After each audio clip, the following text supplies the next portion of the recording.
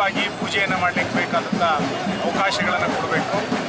ಪ್ರತಿನಿತ್ಯ ಹಿಂದೂಗಳು ದತ್ತಾತ್ರೇಯರ ಪಾದುಕೆಗಳನ್ನು ದರ್ಶನ ಮಾಡಲಿಕ್ಕೆ ಬೇಕಾದಂಥ ಸೂಕ್ತ ವ್ಯವಸ್ಥೆಯನ್ನು ಇವತ್ತು ಸರ್ಕಾರ ಮಾಡಿಕೊಡ್ಬೇಕು. ದತ್ತಪೀಠ ಮುಜರಾಯಿ ಇಲಾಖೆಗೆ ಸೇರಿದಂಥ ದೇವಸ್ಥಾನ ಆಗಿದ್ದರಿಂದ ಉಳಿದ ಮುಜರಾಯಿ ಇಲಾಖೆಗಳಿಗಿರುವಂಥ ಪದ್ಧತಿಯನ್ನೇ ಇಲ್ಲೂ ಕೂಡ ಅನುಸರಿಸಿಕೊಂಡು ಒಂದು ಮುಕ್ತವಾದಂಥ ವಾತಾವರಣ ಅಲ್ಲಿ ನಿರ್ಮಾಣ ಆಗಬೇಕು ಅನ್ನುವಂಥದ್ದು ಆಶೆ ಇದೆ. ಅದನ್ನು ನಾನು ಇವತ್ತು ಸರ್ಕಾರಕ್ಕೆ ಆಗ್ರಹಿಸ್ತೀನಿ. ಶೋಭಾಯಾತ್ರೆ ಚಿಕ್ಕಮಗಳೂರಿನ ಪ್ರಮುಖ ಬೀದಿಗಳಲ್ಲಿ ವೈಭವದಿಂದ ಸಂಪನ್ನಗೊಂಡಿದೆ. ದತ್ತ ಜಯಂತಿಯ ಶೋಭಾಯಾತ್ರೆ ಬಹುಶಃ ದೇಶದಲ್ಲೇ ದತ್ತಾತ್ರೇಯರ ಶೋಭಾಯಾತ್ರೆ ನಡೀತಕ್ಕಂಥ ಏಕೈಕ ಸ್ಥಳ ಅದು ಚಿಕ್ಕಮಗಳೂರು.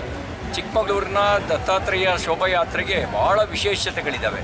ಇದು ಭಕ್ತಿ ಮತ್ತು ಶಕ್ತಿಯ ಆಂದೋಲನ, ಸನಾತನ ಧರ್ಮದ ವೈಭವದ ಪುನರುತ್ಥಾನಕ್ಕಾಗಿಯೇ ಹುಟ್ಟಿರ್ತಕ್ಕಂಥ ಭಕ್ತಿ ಮತ್ತು ಶಕ್ತಿ ಆಂದೋಲನ.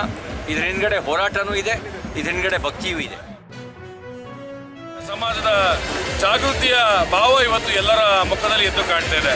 ಹಲವಾರು ವರ್ಷಗಳ ಹಿಂದೆ ಶೋಭಾಯಾತ್ರೆಗೆ ಚಿಕ್ಕಮಗಳೂರು ಜನ ಬರೋಕ್ಕೆ ಒಂದು ರೀತಿ ಹಿಂಜರಿಕೆ ಇತ್ತು. ಆದರೆ ಇವತ್ತು ಸ್ವಯಂ ಪ್ರೇರಿತರಾಗಿ ಶೋಭಾಯಾತ್ರೆಗೆ ಭಾಗವಹಿಸುವ ಮುಖೇನ ದತ್ತಪೀಠ ಅದು ಹಿಂದೂಗಳಿಗೆ ಸೇರಿದ್ದು, ದತ್ತಪೀಠ ಹಿಂದೂಗಳ ಪೀಠ ಎಂಬ ಭಾವ ಇವತ್ತು ಜನಗಳ ಮುಖದಲ್ಲಿ ಕಾಣ್ತಾ ಇದೆ.